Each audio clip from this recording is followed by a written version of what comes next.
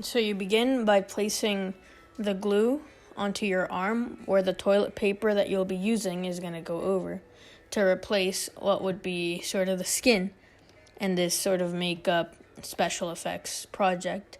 You can use things like toothpaste or latex, but I used glue, which is going to be a nightmare to take off, but it worked efficiently. Then you got to cut the edges out of the paper that aren't going to be used or that don't have glue applied to them, so they're just going to interfere with the rest of the wound. I used pretty small scissors to avoid any risk of accidentally cutting yourself or, just it's easier when it's a smaller scissor for a smaller cut, you could say.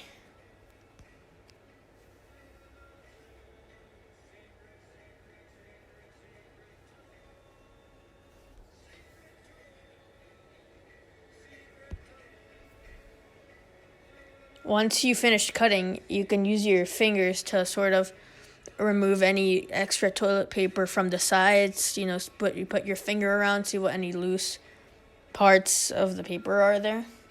Then you get either paint, or in my case, I used makeup that's relevant to like the color of your skin. And using your finger, you can spread it around the paper. So it might not look exactly like your skin, but it will resemble that color, and when you finish it, it will look more realistic. You don't just need to place it where there's paper. You can also place it around in your skin to make it, smoother and more, again, maybe a little more realistic. You can place it in areas of the toilet paper that aren't perfectly stuck to your skin, so it sort of makes it stick better.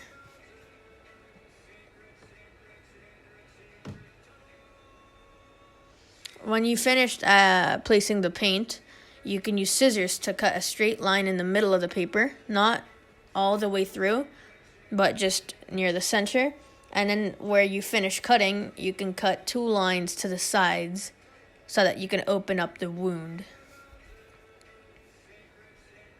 Using your finger, you can start opening up the wound on each side, which at the end will be a little more enclosed, but this is more so you can apply the paint into the wound. Alright, once that space is open, you can get bright red paint and apply it in the center of the wound, and using your finger or a brush, you can apply it. Make sure it's evenly spaced, and also place some in the part of the toilet paper that has been moved around, not just in that middle area of the wound.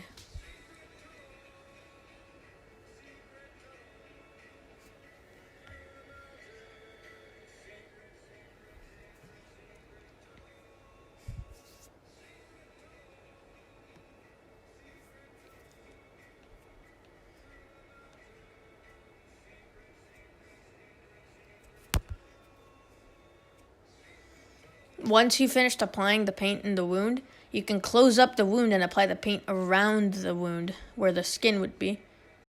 Once the red paint has been applied, you can start applying black paint in order to sort of make the inside of the wound a little darker and more like real blood. You can apply a darker red as well to mix in with the black. You can see here I'm sort of struggling with that, but that's because the paint is dry. So maybe make sure you get new paint, a new set of materials, so that it will make it a smoother process.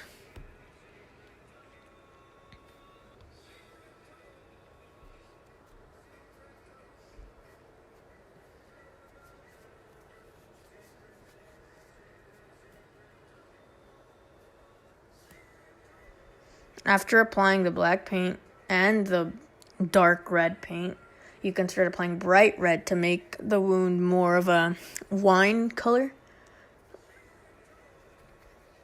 If you understand what that sort of means, it's kind of like a, not purple, but like purplish red, but also kind of brown. You can also apply like cream color or like the same color you used in the beginning to apply to the toilet paper, and put it sort of in the edges of the paint to make it a little brighter.